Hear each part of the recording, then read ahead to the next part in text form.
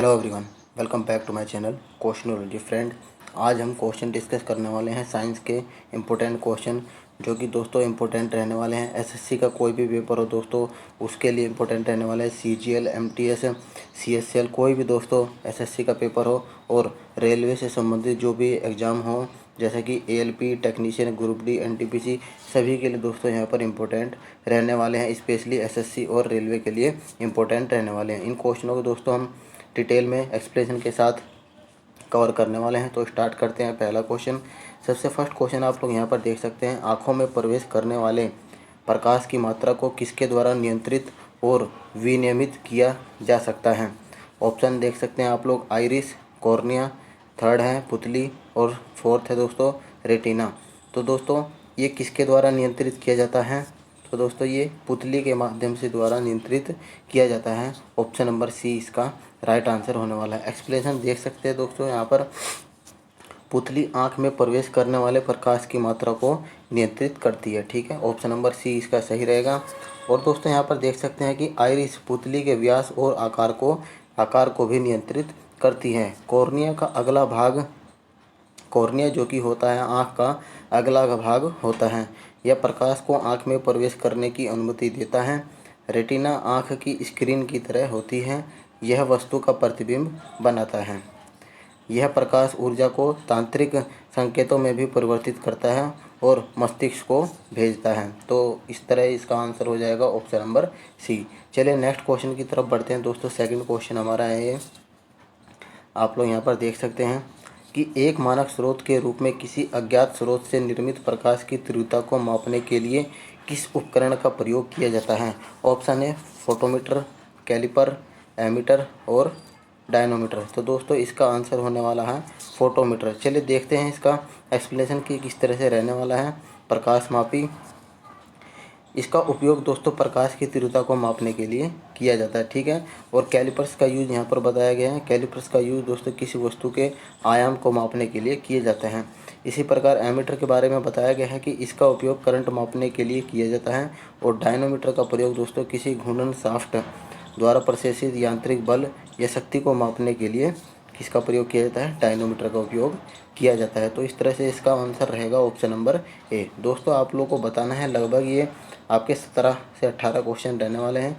कितने क्वेश्चन आप लोगों ने राइट किए हैं उसका आंसर आप लोगों को कमेंट बॉक्स में बताना है। और सीरीज़ बढ़िया लगेगी तो आप लोगों को बताना है, इसका पार्ट 2 लेकर आऊँगा मैं। ठीक है, चलिए नेक्स्ट क्वेश्चन की तरफ बढ़ते हैं। हमारा थर्ड क्वेश्चन है कि रजत को दीर्घ दृष्टि दोष है, तो उसकी दृष्टि को ठीक करने के लिए नेत्र विशेषज्ञ द्वारा उसे किस प्रकार के लेंस की सलाह देगा? मतलब कौन सा लेंस लगाना होगा अगर दीर्घ दृष्टि दोष है तो?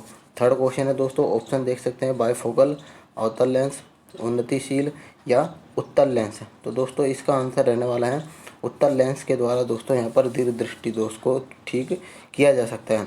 एक्सप्लेनेशन देख सकते हैं दोस्तों यहाँ पर, दीर्घ दृष्टि दोष को दोस्तों यहाँ पर हाइपर मेट्रोपिया भी कहते हैं। ठीक है, इसमें दोस्तों जिसे उत्तल लेंस के द्वारा ठीक किया जाता है, इस स्थिति में रोगी को दूर की वस्तुओं को स्पष्ट रूप से दिखता है। ठीक है, लेकिन इसमें निकट की वस्तु को देखने में दिक्कत होती है, असमर्थ होता है।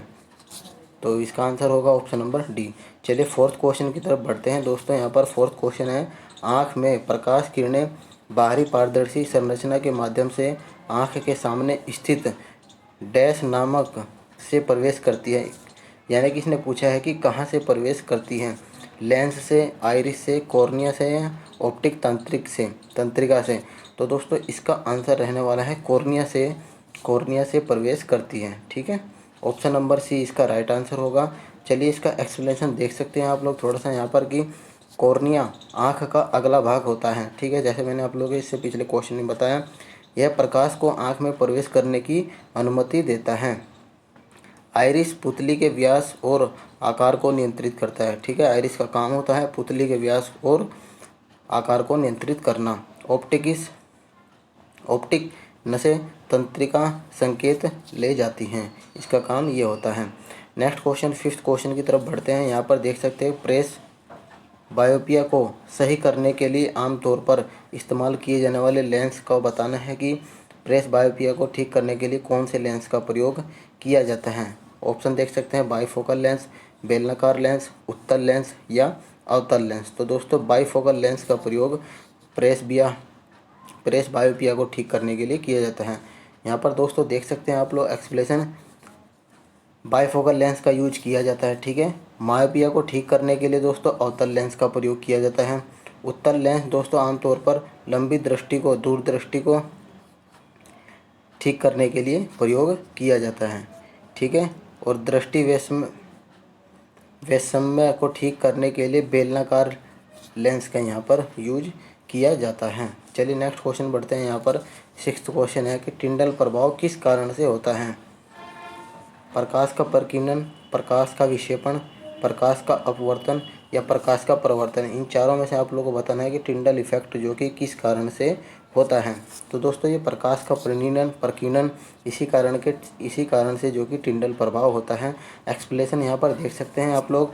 जब प्रकाश की किरणें सूक्ष्म कणों से टकराती हैं तो टकराकर बिखर जाती हैं। जब प्रकाश किसी कोलाइडी माध्यम से होकर गुजरता है तो प्रकाश का प्रकीर्णन होता है तथा प्रकाश का मार्ग दिखाई देने लगता है। यह टिंडल प्रभाव को प्रदर्शित करता है, यानी कि टिंडल प्रभाव को प्रदर्शित करता है। ऑप्शन नंबर ए इसका सही आंसर होगा। नेक्स्ट क्वेश्चन देख सकते हैं आप लोग कि आसमान नीला किसकी वजह से दिखाई देता है। रीज़न बताना है। तो दोस्तों ये सीधा सीधा प्रकाश के प्रकीर्णन के कारण जो है आकाश नीला दिखाई देता है। ठीक है, प्रकाश का प्रकीर्णन यहाँ पर आप लोग देख सकते हैं। जब प्रकाश किसी ऐसे माध्यम से गुजरता है जिसमें धूल तथा अन्य पदार्थों के अत्यंत सूक्ष्म कण होते हैं तो इनके द्वारा प्रकाश सभी दिशाओं में प्रसारित हो जाता है, जिससे प्रकाश का प्रकीर्णन कहते हैं। ठीक है, आकाश नीले रंग का होता है और नीले प्रकाश की जो तरंगदैर्घ्य सबसे कम होती है। ठीक है, विग-ब्योर के अकॉर्डिंग आप लोग देखेंगे तो दोस्तों नीले प्रकाश की तरंगदैर्घ्य सबसे कम होती है और यह सूक्ष्म कणों से टकराकर आकाश में बिखर जाता है। इसी कारण जो कि सूक्ष्म कणों से टकराकर यह आकार में बिखर जाता है, जिससे दोस्तों आकाश हमें नीला दिखाई पड़ता है। ठीक है, चलिए 8th क्वेश्चन की तरफ बढ़ते हैं कि फल्मिनोलॉजी डैश का अध्ययन है। इसमें किसका अध्ययन किया जाता है। तो दोस्तों आकाश से बिजली का अध्ययन फल्मिनोलॉजी में किया जाता है। ऑप्शन नंबर बी इसका राइट आंसर होगा। 9th क्वेश्चन की तरफ बढ़ते हैं। जब किसी वस्तु को ध्रुव तथा फोकस के बीच रखा जाता है तब अवतल दर्पण के द्वारा बनाए गए प्रतिबिंब का आकार आप लोगों को बताना है कि अवतल दर्पण के द्वारा प्रतिबिंब का आकार क्या होगा। समान आकार होगा, आवर्धित होगा, बिंदु आकार होगा या कम आकार होगा। तो दोस्तों यहाँ पर आवर्धित होने वाला है। ऑप्शन नंबर बी इसका सही आंसर होगा। जैसे कि आप लोग देख सकते हैं एक्सप्लेनेशन, जब वस्तु अवतल दर्पण के ध्रुव और फोकस के बीच रखी जाती है तो प्रतिबिंब जो कि आभासी, सीधा और बड़ा होगा। ठीक है, ऑप्शन नंबर बी इसका राइट आंसर होने वाला है। चलिए दोस्तों आगे बढ़ते हैं। यहाँ पर देख सकते हैं 10वां क्वेश्चन की तारों का टिमटिमाना मुख्य रूप से किसके कारण होता है। क्या रीज़न होता है कि तारे टिमटिमाते हैं। विकल्प देख सकते हैं आप लोग, विवर्तन, अपवर्तन, परावर्तन या अभिवहन। तो दोस्तों ये अपवर्तन के कारण तारे टिमटिमाते हैं। व्याख्या देख सकते हैं दोस्तों आप लोग। यहाँ पर अपवर्तन क्या होता है। हवा के घनत्व में परिवर्तन के कारण तारे से आने वाले प्रकाश का लगातार अपवर्तन होता है, जिसके परिणाम स्वरूप तारे जो हैं आप लोगों को टिमटिमाते दिखाई देते हैं। ऑप्शन नंबर बी इसका सही आंसर होगा। 11वां क्वेश्चन दोस्तों यहाँ पर देख सकते हैं कि पनडुब्बियों में समुद्र स्तर से ऊपर की चीज़ों को देखने के लिए किस उपकरण का यूज किया जाता है। ऑप्शन है ओडोमीटर, पायरेलियोमीटर, हिप्सोमीटर या पेरिस्कोप। तो दोस्तों इसका आंसर होने वाला है पेरिस्कोप से दोस्तों यहाँ पर देखा जाता है। ठीक है, यहाँ पर देख सकते हैं दोस्तों पेरिस्कोप का उपयोग पानी के नीचे या जलमार्ग रहते हुए जहाज़ों के नेविगेशन के लिए यूज किया जाता है। ओडोमीटर का यहाँ पर बताया है कि इसका प्रयोग दोस्तों वाहन द्वारा तय की गई दूरी को मापने के लिए किया जाता है। पायरेलियोमीटर का दोस्तों उपयोग कब किया जाता है, जब इसका उपयोग दोस्तों प्रत्यक्ष बीम सौर विकिरण को मापने के लिए किया जाता है। ऑप्शन नंबर डी इसका सही आंसर होने वाला है। नेक्स्ट क्वेश्चन है, मरीजों के दांत की सबसे बड़ी तस्वीर देखने के लिए दंत चिकित्सक किस दर्पण का उपयोग करते हैं। आप लोग को दर्पण बताना है, कौन से दर्पण का यूज किया जाता है। ऑप्शन देख सकते हैं आप लोग, वक्र, समतल, उत्तल और अवतल। तो दोस्तों इसका सही आंसर होगा अवतल दर्पण का यूज किया जाता है, क्योंकि इससे दोस्तों आकृति हमें बड़ी दिखाई देती है। एक्सप्लेन देख सकते हैं एक्सप्लेनेशन कि अवतल दर्पण का उपयोग बड़ा प्रतिबिंब और सीधा प्रतिबिंब बनाने के लिए किया जाता है, इसीलिए दोस्तों यहाँ पर दंत चिकित्सक इसका उपयोग करते हैं। समतल दर्पण की बात करते हैं तो दोस्तों समतल दर्पण एक समतल परावर्तक सतह वाला दर्पण होता है। समतल दर्पण से टकराने वाली प्रकाश किरणों के लिए परावर्तन कोण आपतन कोण के बराबर होता है। इसी प्रकार उत्तल दर्पण की बात कर लेते हैं हम लोग यहाँ पर कि उत्तल दर्पण या अपसारी दर्पण एक घुमावदार दर्पण होता है जिसमें परावर्तक सतह प्रकाश स्रोत की ओर बढ़ता है। उत्तल दर्पण प्रकाश को जो कि बाहर की ओर परावर्तित कर देता है, ठीक है, इसलिए इसका उपयोग प्रकाश को फोकस करने के लिए यूज नहीं किया जाता। ऐसे दर्पण से सदैव दोस्तों यहाँ पर आभासी प्रतिबिंब बनता है। चलिए ऑप्शन नंबर डी इसका सही आंसर होगा। नेक्स्ट क्वेश्चन यहाँ पर देख सकते हैं, समतल दर्पण के द्वारा निर्मित प्रतिबिंब हमेशा होगा। समतल दर्पण के द्वारा कैसा प्रतिबिंब होगा दोस्तों, जैसे मैंने अभी बताया आप लोगों को, आभासी और सीधा प्रतिबिंब इससे मिलने वाला है। ऑप्शन नंबर ए इसका सही आंसर होने वाला है, ठीक है। यहाँ पर देख सकते हैं समतल दर्पण प्रतिबिंब की विशेषता है आभासी और सीधा प्रतिबिंब दर्पण के पीछे बनता है, ठीक है, और छवि का आकार बिंब के प्रतिबिंब के ही बराबर होता है। और दोस्तों यहाँ पर देख सकते हैं कि प्रतिबिंब तथा दर्पण की दूरी वस्तु तथा दर्पण की दूरी के बराबर होती है। पार्श्व रूप से उल्टी छवि दाहिने हाथ की छवि बाईं ओर दिखाई देती है। किसी बिंब का पूरा प्रतिबिंब देखने के लिए समतल दर्पण बिंब के आधी होनी चाहिए, तभी आप लोगों को यहाँ पर पूरा प्रतिबिंब दिखाई देगा। ऑप्शन नंबर ए इसका सही आंसर होने वाला है। अगला क्वेश्चन दोस्तों यहाँ पर देख सकती है, आँख का वह हिस्सा जो तंत्रिका संकेतों में किसी वस्तु की छवि के रूपांतरण के लिए जिम्मेदार होता है, आइरस, ऑप्टिक तंत्रिका, विटेरस ह्यूमर या रेटिना। तो दोस्तों रेटिना जो कि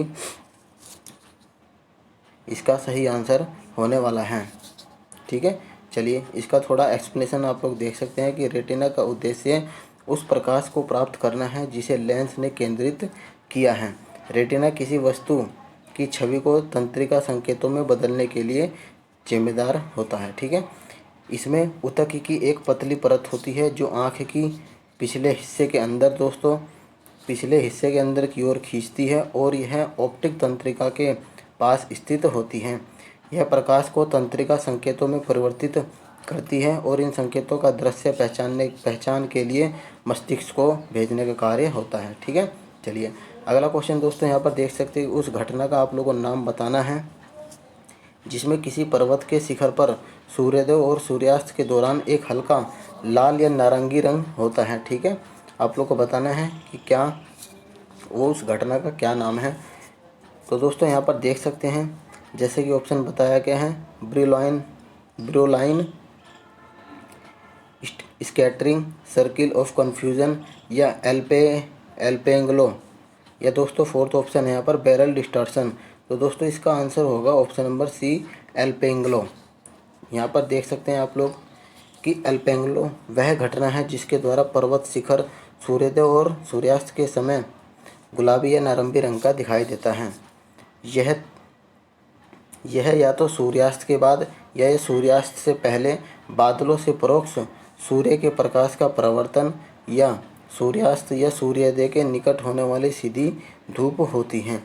प्रकाश का प्रकीर्णन वह घटना होती है दोस्तों जिसमें प्रकाश किरणें धूल या गैस के कण जलवाष्प आदि किसी बाधा से टकराने पर अपने सीधे पथ से जो कि विचलित हो जाती हैं, ठीक है। प्रकाश का प्रकीर्णन, टिंडल प्रभाव और सूर्योदय और सूर्यास्त के लाल रंग जैसी कई शानदार घटनाओं को जन्म देता है। तो इसका आंसर ऑप्शन नंबर सी रहने वाला है। यहाँ पर देख सकते हैं दोस्तों 16वां क्वेश्चन कि सूर्य द्वारा उत्सर्जित प्रकाश का रंग क्या होता है, पीला, नारंगी, लाल या सफ़ेद। तो दोस्तों यहाँ पर सफ़ेद आंसर दोस्तों यहाँ पर रहेगा डी, ठीक है। यहाँ पर देख सकते हैं आप लोग कि सूर्य द्वारा उत्सर्जित प्रकाश सफ़ेद होता है जिसमें हल्के लाल, नारंगी, पीले, हरे, नीले, इंडिगो और वायलेट की सभी दृश्य आवृत्तियाँ शामिल होती हैं जो सभी इंद्रधनुष के रंग बनाते हैं। और रंग पैटर्न को याद रखने के लिए एक शब्द जो कि विग्योर होता है जो शुरुआती अक्षरों से उल्टे क्रम में बनता है। ऑप्शन नंबर डी इसका सही आंसर होने वाला है, ठीक है। और इसके बाद दोस्तों यहाँ पर देख सकते हैं 17वां क्वेश्चन कि दो दर्पण द्वारा बनाई गई छवियों का कुल संख्या 120 डिग्री से एक दूसरे पर झुकी हुई है, तो ये संख्या कितनी है।